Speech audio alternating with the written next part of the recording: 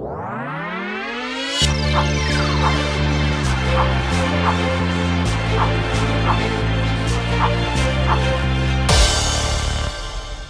my name is Devin. I'm a teen from Southern Ohio and I run track for Fairlawn High School. When I'm not busy with sports or school, you can find me listening to music, lifting weights, playing video games, or doing yard work. Today I have the opportunity to interview not only an amazing former professional football player, but more importantly, an inspiring leader and human being. Mike Bartrum is the role model we have chosen to highlight today in our Dream Video Role Model series.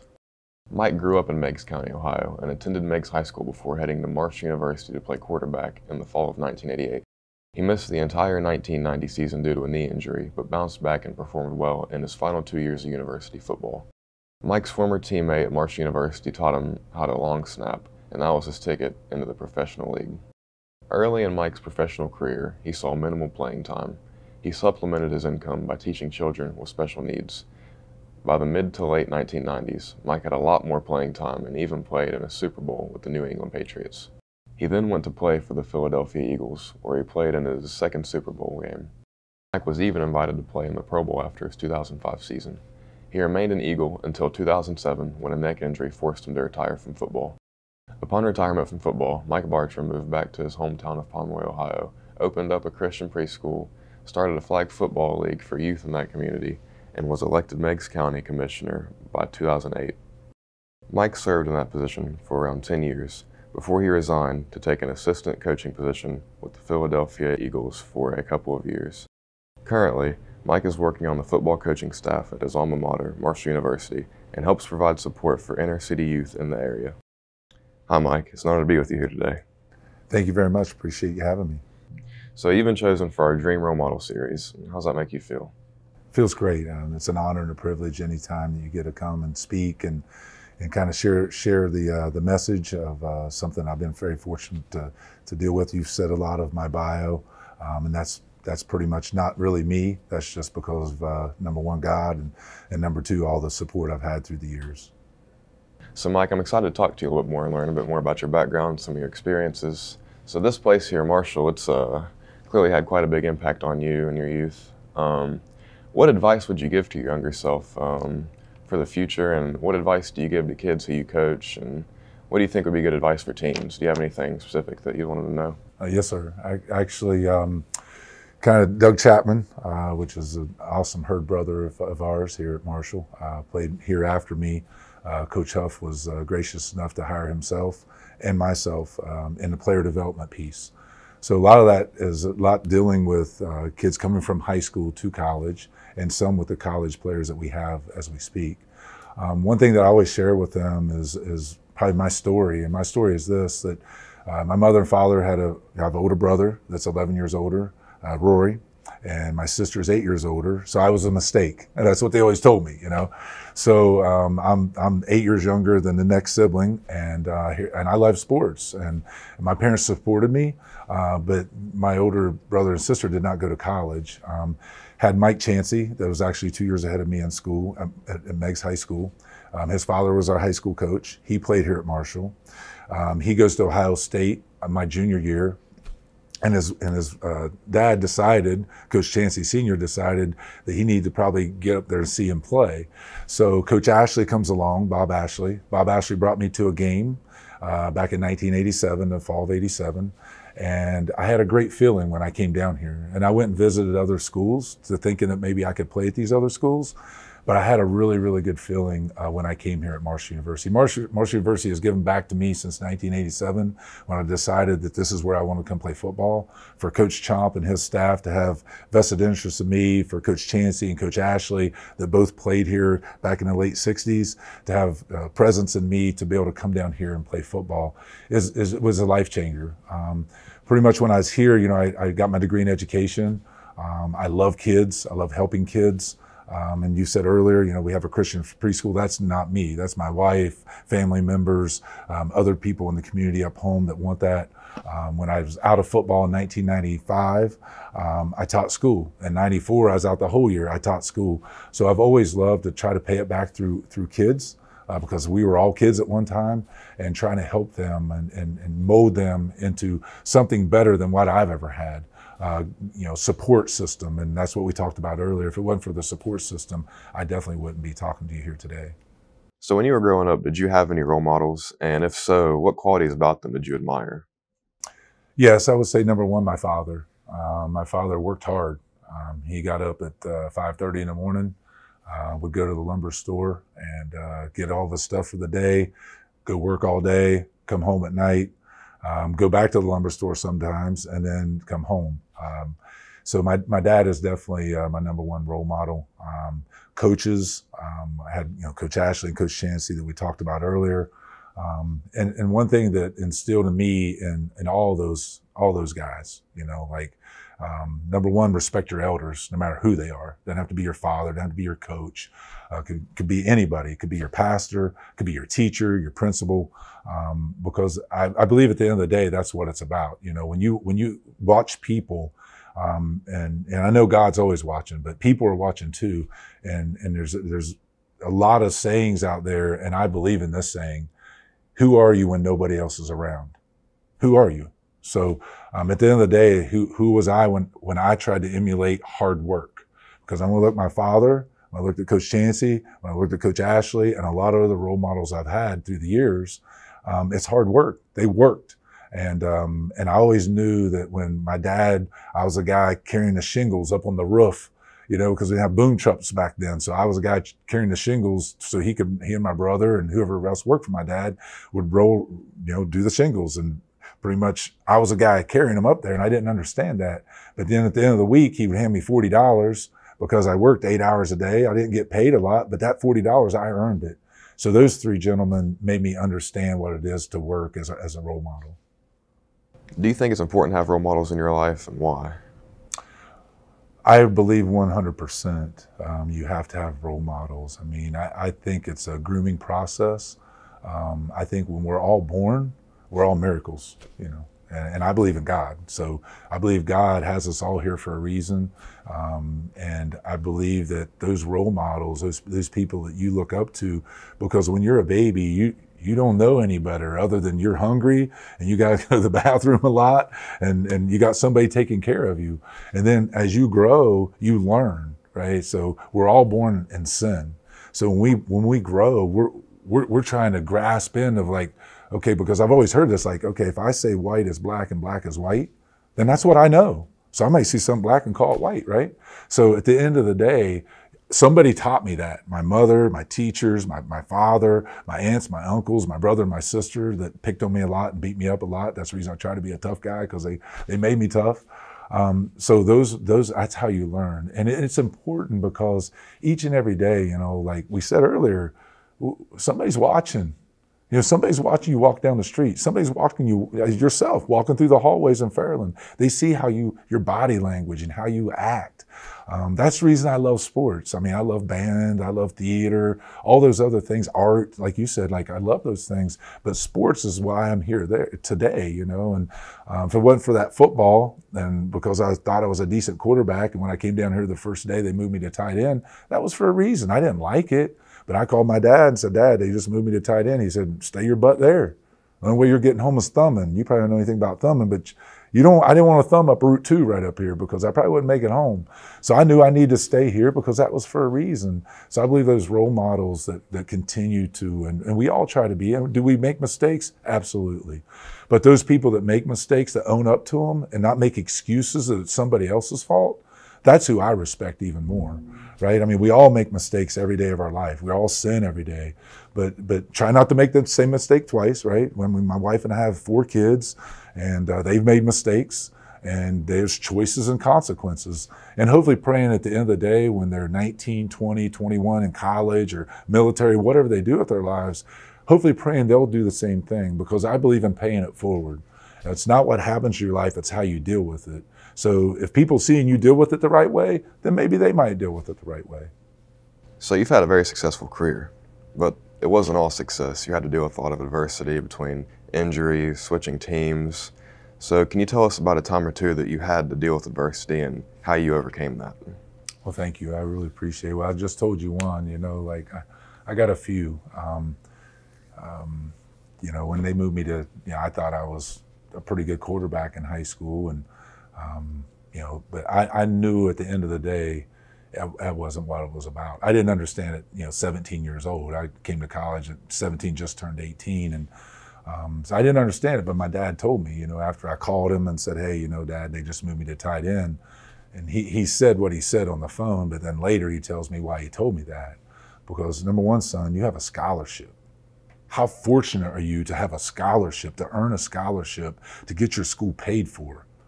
So he said stuff to me within a week or two of me seeing him in person, because he wasn't going to say that on the phone, because my dad was a believer of that, because that's how he dealt with things. He would get, and so he taught me a lot there also.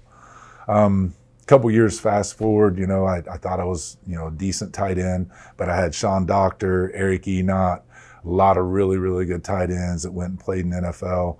I thought I was pretty good, so Coach Donnan comes in spring of '90. So I'm trying to prove myself. Caught a shallow cross at Old Fairfield Stadium. My best buddy, it was a green and white game, which is a spring game. The spring game wasn't even supposed to happen because the weather was so bad. They postponed it, delayed it, whatever, for an hour or two. We weren't even going to play, but we played. And we played for the reason of this, for me to blow my knee out. And that's hard to say, but that's why we played. That's how I believe that's why we played.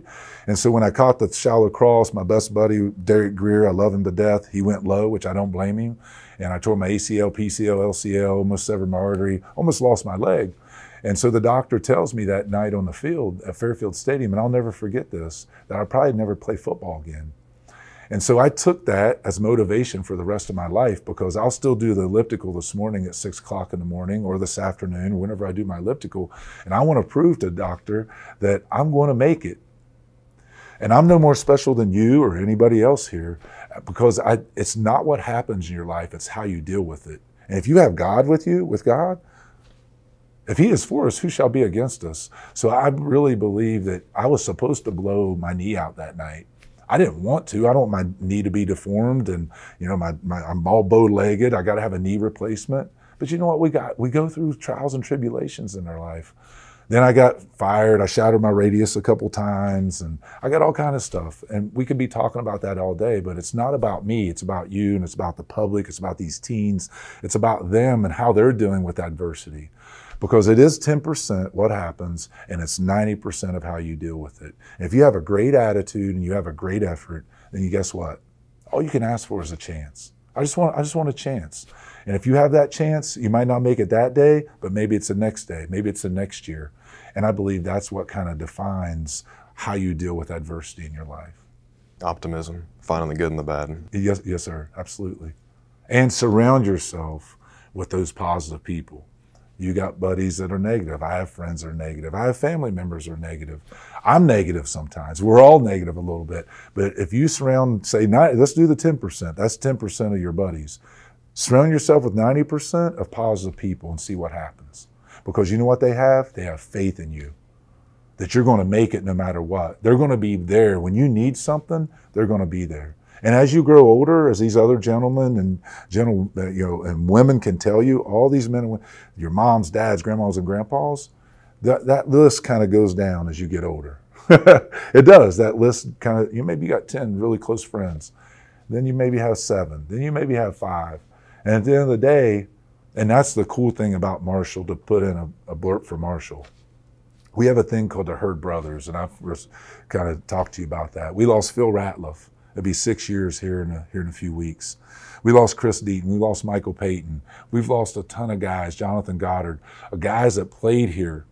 And all those guys to a T, and I knew mostly all of them in the era of the mid-'80s to now, all of them to a T would not want them to feel sorry for ourselves, right? They would not want us to feel sorry for ourselves. They want you to pick up, and it's not what happens in your life, it's how you deal with it. You got knocked down 9 times, how many times are you going to get up?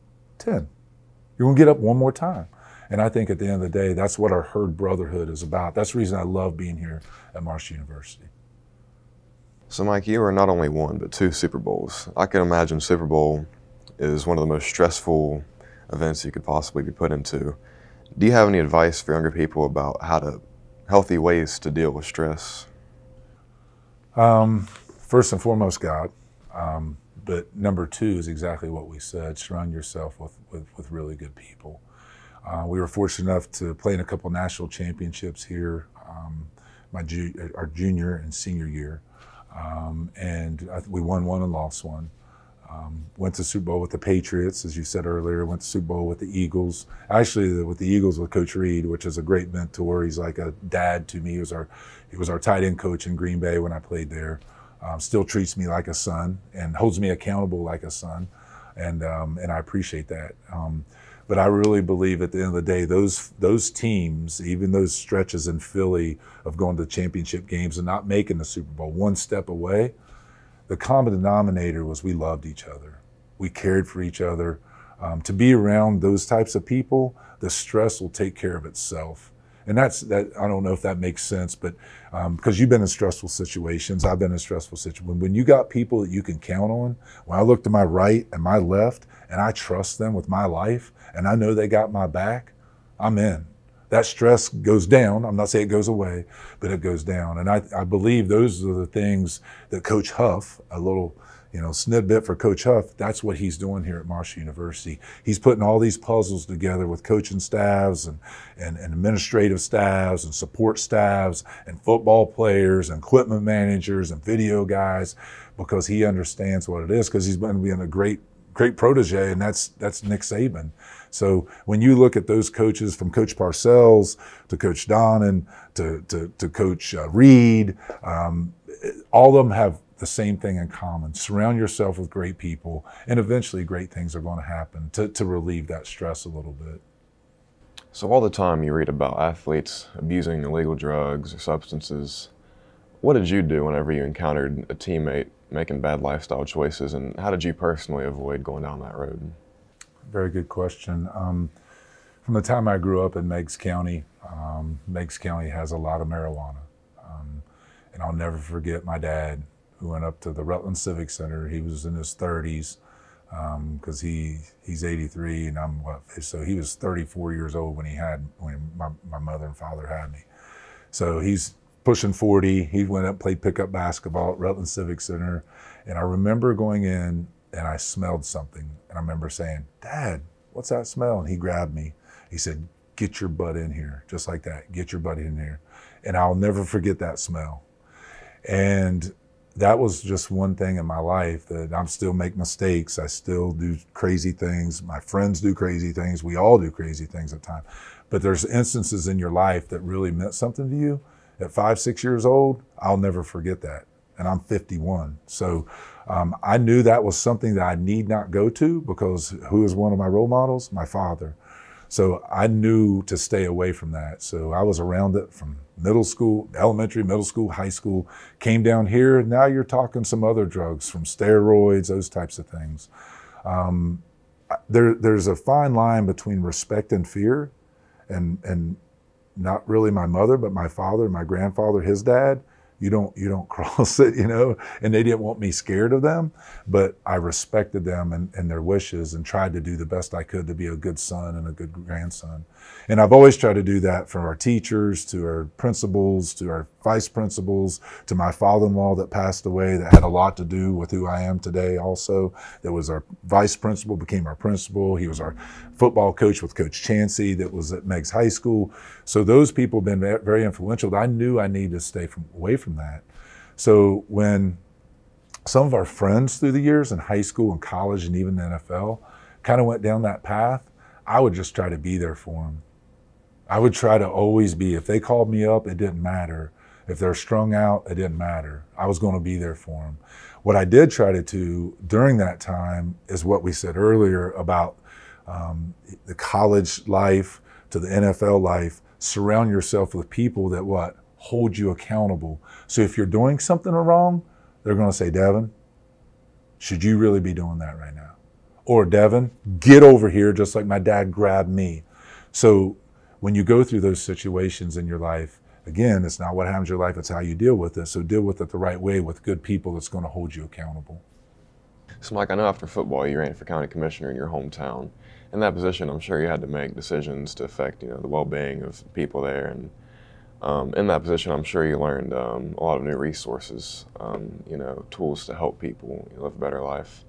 What advice would you give to kids wanting advice or wanting to know those tools, resources, what can help them?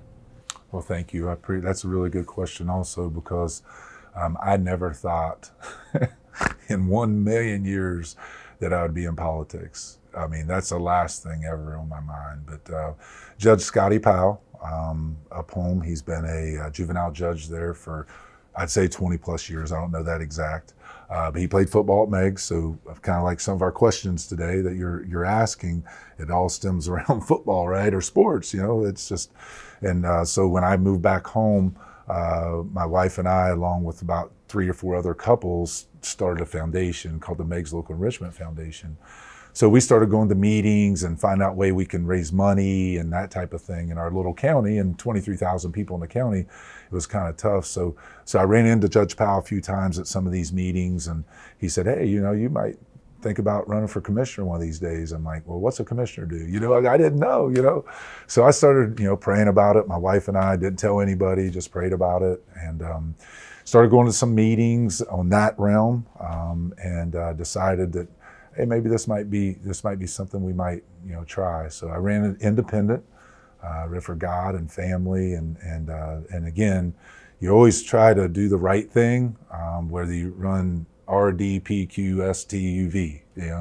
I ran independent because I just felt that that's where God wanted me, and that's God's honest truth. And I was fortunate enough to win. And very respectful going into that office, not knowing a lot, just trying to be educate. I think one of the things that maybe I haven't said to this point is education. Educate yourself, right? Educate yourself about art or about band or about a commissioner, about football, about life. Educate yourself. You can never be overeducated. And so once we got in there, then we were able to do some things to try to help the county. Two great commissioners beside me the whole years, kind of a couple different guys through the years. They did a great job. Perry Varnado is the Economic Development Director up there, still there to this day. Great job. The CIC, all these people were working together for a common goal, just try to help make it better, right? Paying it forward, make it better than what it is. And let people know, and I think something I left out earlier is to appreciate that, right? So we can talk about this stadium all day long, about, okay, there's 30,000 seats and, oh, it's nice, look at it. Well, what about the process of the old stadium that went to the new stadium, or the new facilities that, they're renovating the Shuey now. We got drop ceilings destroyed. The guys are having to go in they're having to go through adversity to make sure that at the end of the day, they're going to appreciate it a little more, right? So I think a lot of times we would do projects in the community to make sure that people understood what it was and see that process to what it is now. Because if you don't see that process, you can tell me about all day long, but I didn't walk in those shoes. But when you're going through it together, there's power in numbers. And I think that's one thing that Meigs County is a little special. Our foundation, Frank Blake, works for AEP. He and Steve Musser came up with a game plan. And so this is very unique. Meigs County, if you look at Meigs County, there's a boot. Right? So I don't know if there's another county in the whole country or the world that has a little boot like Italy. And that's how Meigs County is shaped. The Ohio River comes down from Pittsburgh and then comes around that boot and then goes to Cincinnati. So they took the map of Meigs County and blew up, right, in a PowerPoint presentation, blew up all these power plants that's right around Meigs County, coal mines that's in Meigs County, one outside of Meigs County. And we went, and guess what? AEP donated $500,000 to our foundation. Exactly. I felt the same way. My eyes like, oh my goodness, because you have great people doing great things in a positive way. That's just, you just can't replace that. And that's the thing that we're talking about in this whole presentation, about surround yourself with great people that are like-minded and will challenge each other, right? Because we still need to challenge and make each other accountable, maybe get upset with each other, but we respect each other in the end. So Mike, finally, what advice do you have for kids who want to make their dreams come true? And what advice do you have that can help children really get out and do what they want to do, what makes them happy, and shoot for their goals? If I can do it, right, you can do it better. If I can play in the NFL and be a commissioner and coach, then you can do it better. You can do it better than me. And that's hard to say because I'm competitive, because everything that I've done with my life, you got to compete, right? When it comes to a winner and a loser, I've lost a lot. How do I deal with that loss? Because I love winning. I love winning in life, trying to win in life. So I believe that competition makes us all better at the end of the day. This thing that you just go participate and all this stuff, like, yeah, you participate to win the right way, right? The class way. That's how I was raised by my parents. That's how Coach Chansey and Coach Ashley, always be a class act in everything you do. So as a little boy growing up on Heisel Run Road, on a holler, right, up in Meigs County, that sit on the couch every Sunday and watch the Cleveland Browns. I remember writing a letter to Ozzie Newsome.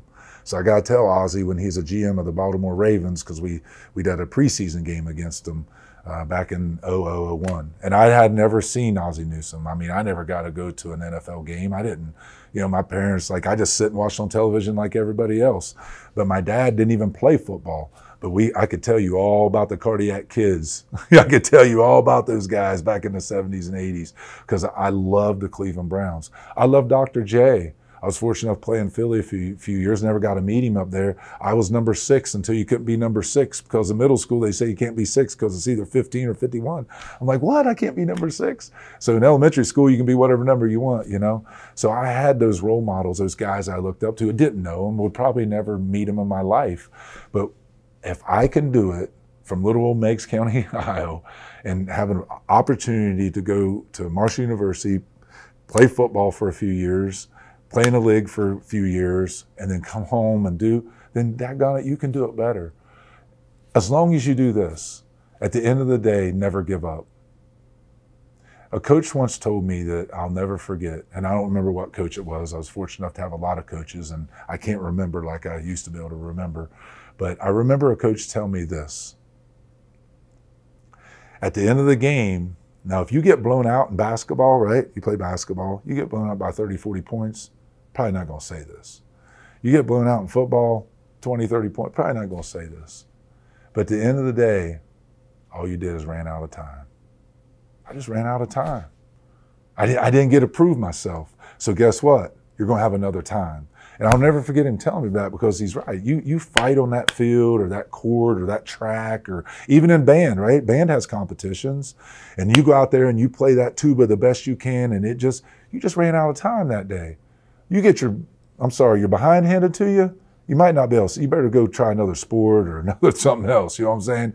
But at the end of the day, when you just say you just ran out of time because you competed, you went out there and you gave everything. When you walk off that court, out of that classroom, right? I go in a test. Did I give myself a chance to be successful in that test? Did I study? Oh, no, I didn't study. Well, you know what? You deserve to get an F. Unless you're really smart. I'm not very smart. So when I go in those tests, I want to make sure I study, give myself a chance to be successful. So it all comes back around, right? It's all about the circle of life. Surround yourself with good people. Keep God number one, man. You keep God, man. He's right there for us, all of us. And then you surround yourself with those types of people in your life. We all make mistakes. It's how you deal with them in the end. Well, Mike, thank you so much for your time today and sharing a little bit more about yourself with us. Oh, thank you very much. I really appreciate this opportunity. Yeah, it's been a pleasure meeting you. Yes, sir.